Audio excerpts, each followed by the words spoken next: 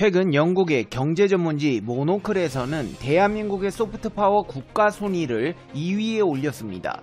여기에는 대한민국 기업들의 브랜드 기술력들이 한국의 가치를 상승시키는 요인으로 작용했는데요. 실제로 이 같은 현상은 모노클뿐 아니라 세계적인 미래학자들의 예언에서도 찾아볼 수 있습니다. 세계에서 가장 정확한 금융 예측가이자 미래학자 중 한 사람으로 평가받아 21세기 노스트라다무스라고 불리는 제이슨 쉔커 프레스티지 이코노믹스 회장은 4차 산업혁명 시대에 한국이 나아가야 할 길로 미래의 기술을 제시하며 앞으로 다가올 뉴 노멀 시대에 한국은 기술의 미래를 볼 수 있는 국가가 될 것이라고 예언했습니다. 대한민국이 기술의 미래로 사람들이 바라보는 나라가 된다는 것입니다.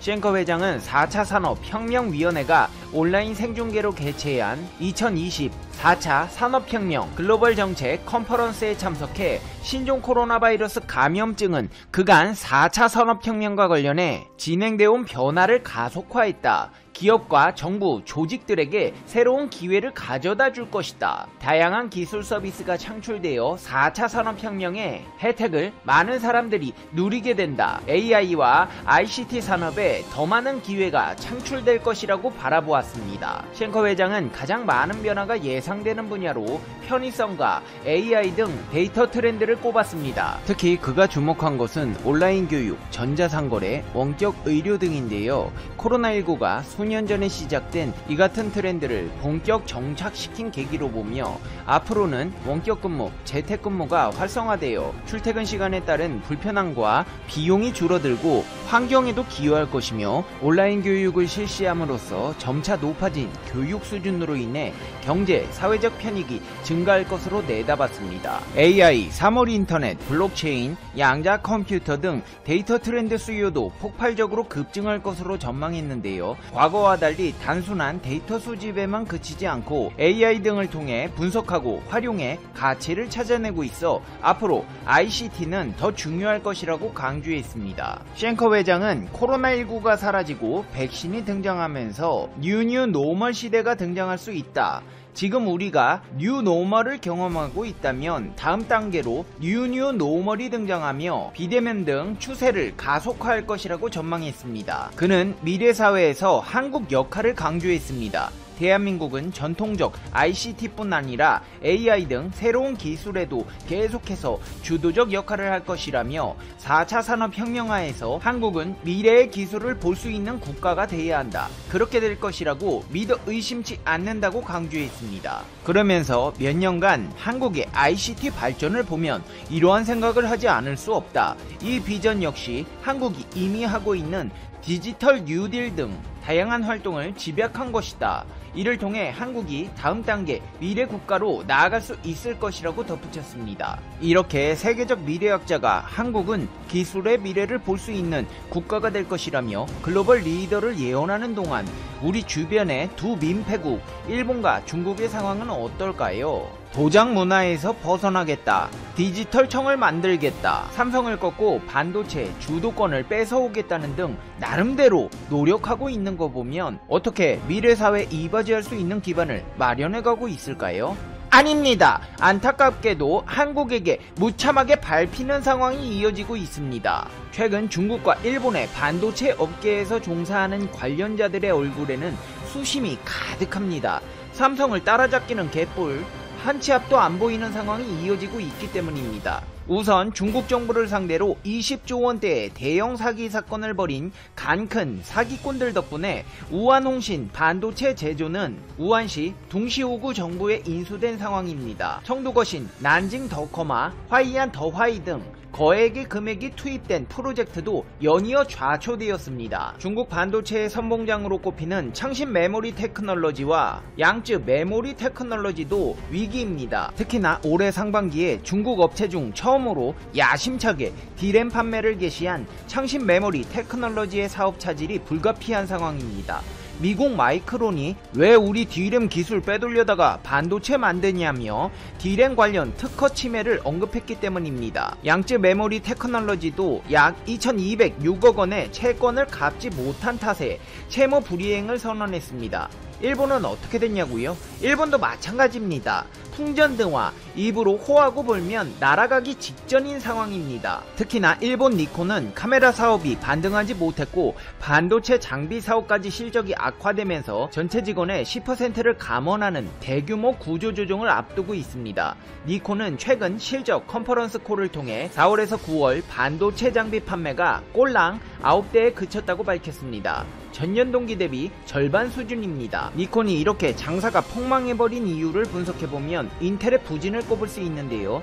니콘에서 반도체 장비 가져다 쓰던 인텔이 3분기 매출액 약 20조 7,700억 원, 영업이익은 5조 7,900억 원을 기록하며 전년 동기 대비 각각 4%, 22% 줄었기 때문입니다. 게다가 니콘은 투자를 더해도 시원치 않을 판에 극자외선 장비 개발 분야에 포기를 선언하는 악수를 두며 시대의 변화를 따르지 못했습니다. 이 때문에 신규 고객사 확보는 물론 기존 고객사 유지도 쉽지 않습니다. 도시바 메모리라고 불리던 키옥시아는 재원 마련에 어려움을 겪으며 기업 공개가 계속 지연되고 있는 상황이고, 심지어 파나소닉은 지난해 대만 누보톤에게 반도체 관련 모든 지분을 넘겨버렸습니다. 1952년 네덜란드 필립스와 합작회사를 설립해 나름대로 업계에서 영향력을 행사해오던 필립스마저 반도체 사업을 시작한 지 67년 만에 폭망하면서 한 시대를 풍미하던 일본의 반도체 산업이 완전히 저물었다는 평가가 나오고 있습니다. 일본 반도체 원래 이렇지 않았습니다. 시장조사업체 IC 인사이츠에 따르면 1990년 세계 반도체 시장에서 NEC 1위, 도시바 2위, 히타치 제작소 4위, 후지스 6위 등을 앞세운 일본 기업들은 약 49%의 점유율을 차지하며 기술력을 자랑했습니다. 하지만 이후 잇따른 투자 지연 등으로 주도권 잡기에 실패했고, 이후 2018년 일본 업체들의 세계 시장 점유율이 7%에 불과한 상황이 이어지다가 결국 요모양 요꼴이 되었습니다. 이제 세계 10대 반도체 기업 중 일본 기업은 한 개도 없습니다. 페페티비아, 중국도 나가리오, 일본도 보내고, 그러면 전세계 반도체는 누가 만드냐? 이제 반도체 시장이 없어지는 거야? 아닙니다. 중국 제끼고 일본 보내고 대한민국에서 반도체 만들고 있습니다. 위기를 겪는 일본, 중국과 달리 코리아 반도체의 위상은 굳건합니다. 굳건하다 못해 대규모 투자를 단행하고 있습니다. 삼성전자는 2021년 상반기 대규모 증설을 진행하며 중국 시안 1공장 생산 능력과 맞먹는 수준으로 공장 하나를 추가하겠다고 밝혔습니다. 경기 평택 2공장과 시안 2공장 위주로 설비 투입이 이뤄지는데요. 일본과 중국이 위기를 겪으며 넘쳐날 수요와 내년 상반기 메모리 반등을 예상해 이번 투자를 결정하게 됐습니다. SK 하이닉스 또한 지난달 인텔의 옵테인 사업부를 제외한 낸드 사업 부문 전체를 양수한다고 밝히며 기존에 부진했던 낸드 분야 2위로 부상할 전망으로 양사는 거금을 쏟아 경쟁사와의 격차를 벌릴 방침입니다. 한국 반도체의 창창한 미래와 중국, 일본 반도체의 위기는 앞으로도 계속 이어질 전망입니다. 특히나 중국 같은 경우는 지금 큰일 났습니다. 미국에서 다시 한번 중국 기업들을 블랙리스트에 추가하며 대규모 제재를 강행할 예정이기 때문입니다. 미 국방부가 중국 최대 반도체 기업 SMIC와 중국 해양석유총공사를 포함해 중국 기업 4곳을 블랙리스트에 추가할 예정이라고 밝혔습니다. 중국 건축 공정 총공사와 중국 국제 공정자문 유황공사 또한 제재 대상으로, 이에 따라 블랙리스트에 오르는 중국 기업은 35곳으로 늘어나게 됩니다. 블랙리스트에 오른 중국 기업들은 미국 개인이나 기업의 투자를 받지 못하고 이들과 거래도 금지됩니다. 특히나 위기를 겪고 있는 중국 반도체 산업에서 반도체 굴기의 핵심 기업으로 꼽히는 SMIC의 제재는 뼈아플 수밖에 없는데요. 이 업체는 중국 정부의 전폭적인 지원을 등에 업고 내년에는 7나노 공정을 도입한다고 발표한 상태입니다.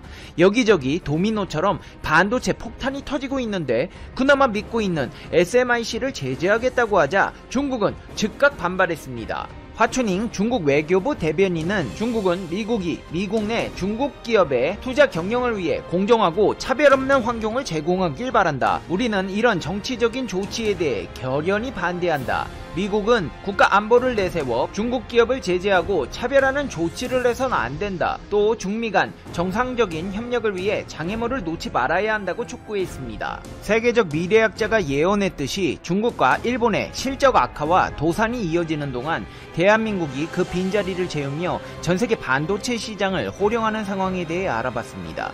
이제 페페TV의 결론입니다. Conclusion.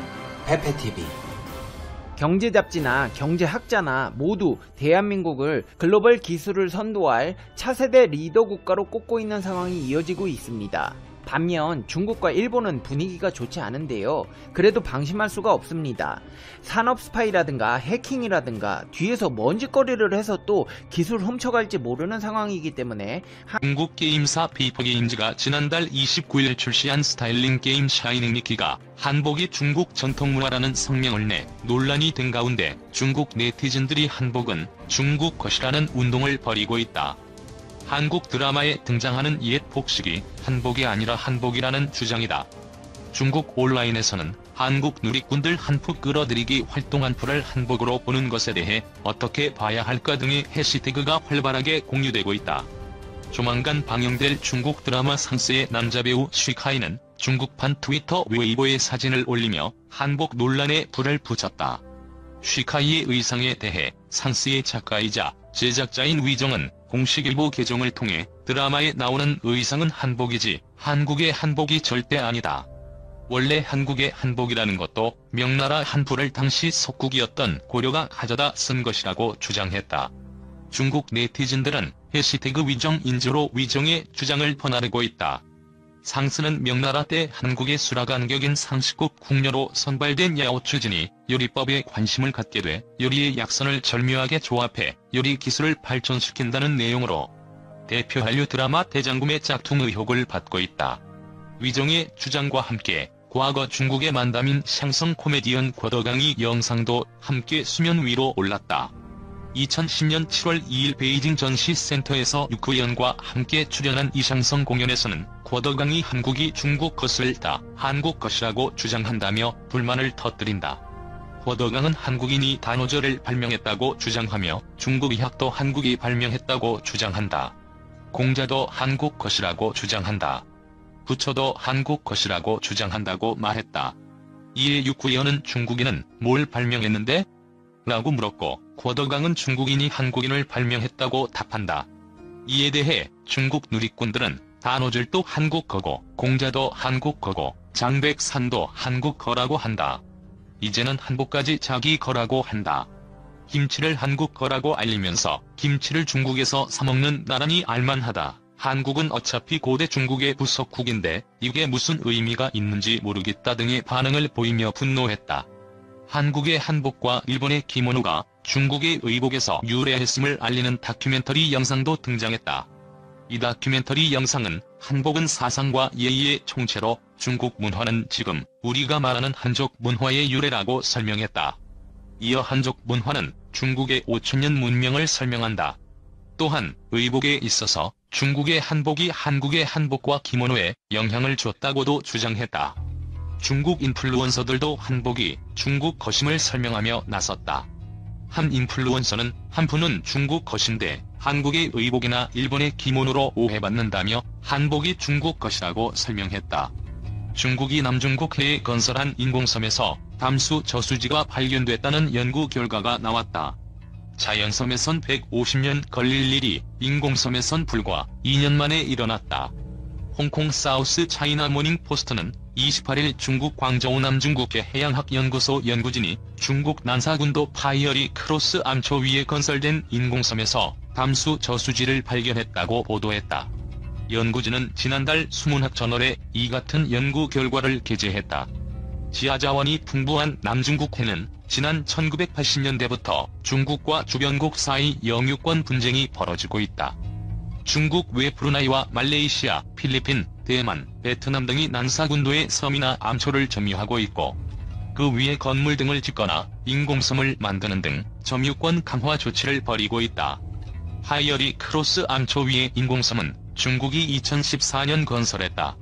활주로와 미사일 발사대를 포함한 여타 군 시설이 들어서 있다.